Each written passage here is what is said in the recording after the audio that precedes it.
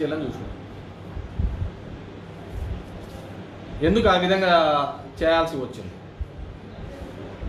So దీని వెనకాల ఎందుకంటే I have informed the department. DSP గారు సెలవు మీద ఉన్నారంట, 1 టౌన్ సిఐ గారు సెలవు మీద ఉన్నారు. దీంట్లో అన్నిటికంటే ఏంటంటే పోలీస్ స్టేషన్ 1 టౌన్ పోలీస్ స్టేషన్కి సబ్ జైలుకి మధ్య ఉండేది కామన్ వాల్. అంటే 100 అడుగుల దూరం కూడా లేదు పోలీస్ స్టేషను. 100 అడుగులు కూడా లేదు పోలీస్ స్టేషను. పోలీస్ స్టేషన్ 100 అడుగులు కూడా దూరంలో లేకుండా ఉన్న దానిలోకి ఈ విధంగా శృతి మించి ఏ విధంగా వస్తారు?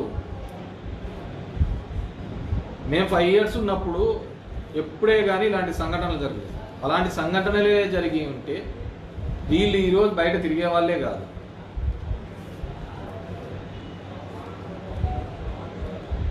మనం ఏదైనా కానీ మంచి చేస్తే ఆ మంచి మళ్ళీ తిరిగి మనకు వస్తుందనే ఆలోచనతోనే పోయినంత. ఇలా షార్ట్ టర్మ్ పాలిటిక్స్ ఎప్పుడే కానీ చేయలేదు. 100 అడుగుల దూరంలో ఉన్నా కానీ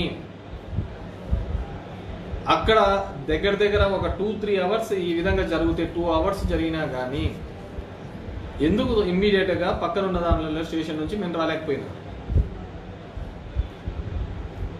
డిస్టిక్ హెడ్ క్వార్టర్స్ రావాలంటే 35 kilometers 40 minutes మొత్తం అంతా బెటాలియన్ రావచ్చు.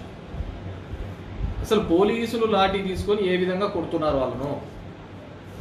ఒక విలేకరి చెప్తున్నాడు, వాళ్ళకు అసలు బండిలోకి 2 నిమిషాలు కూడా అవతల బస్సు వస్తుంది కాబట్టి దాంట్లో, ఎందుకంటే ముందే ఆడ విలేకరులు కూడా ఉన్నారు, బస్సు వస్తుంది కాబట్టి ఆడ నిలబెట్టడం, దానికి కూడా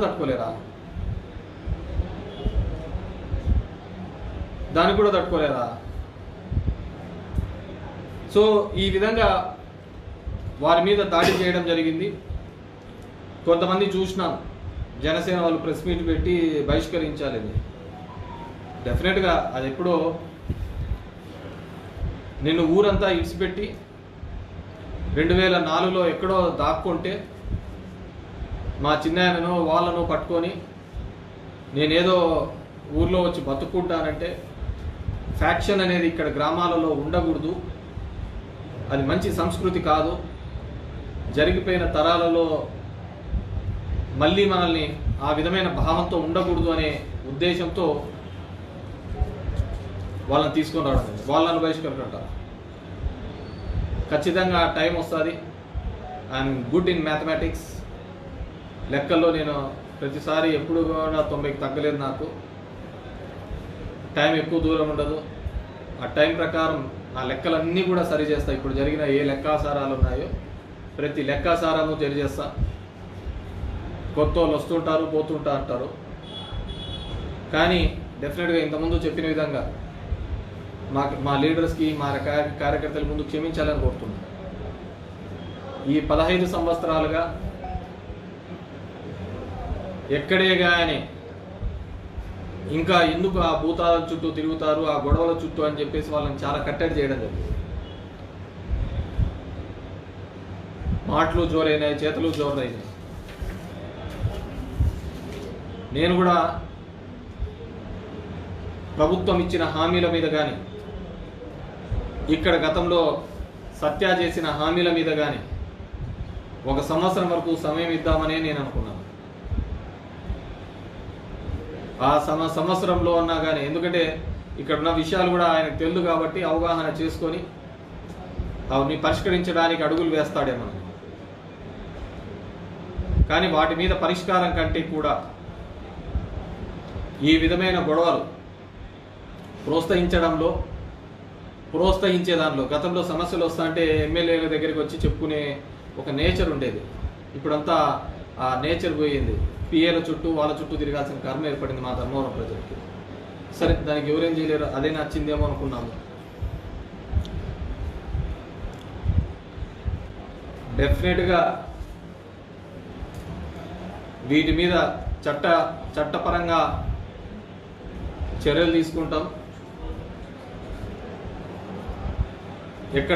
ఎందుకంటే నేను లోపలికి వెళ్ళి కూర్చున్న తర్వాత నాకు 5 నిమిషాలకి నోటీస్లోకి తీసుకొని వచ్చినారు.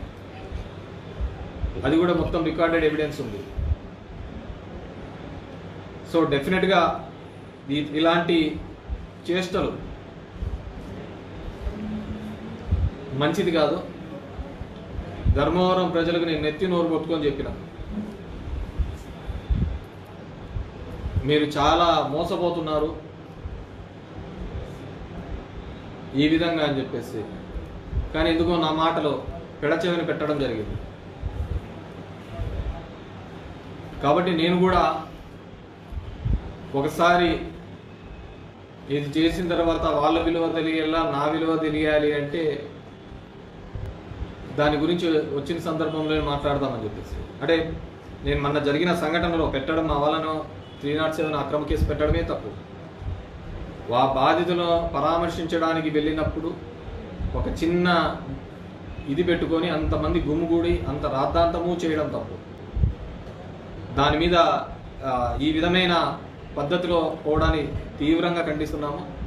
డెఫినెట్గా ఎక్కడికి పోదు, అంతా కలిసినా కానీ ఇంకా 3 నెలలు అయిపోయింది, 50 నెలలు జమిలీ గిమిలీ వస్తాయి ఇంకా తొందరగా.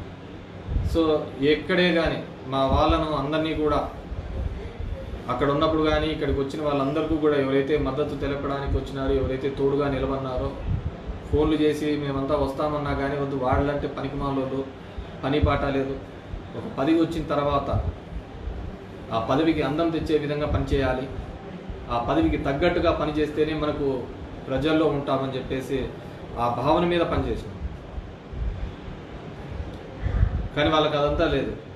ఎందుకంటే ఇక్కడ ఎవరైతే ఎన్నుకోబడ్డాడో ఆయన లేడు, ఎవరో అసిస్టెంట్లో పెట్టుకొని పని జరుగుతుంది. వాళ్ళకి ఏం తెలుస్తుంది ఇక్కడ దీనిల గురించి?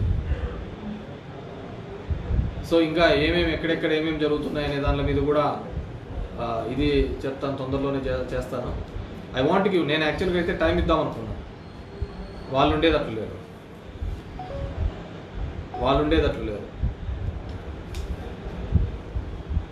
కాబట్టి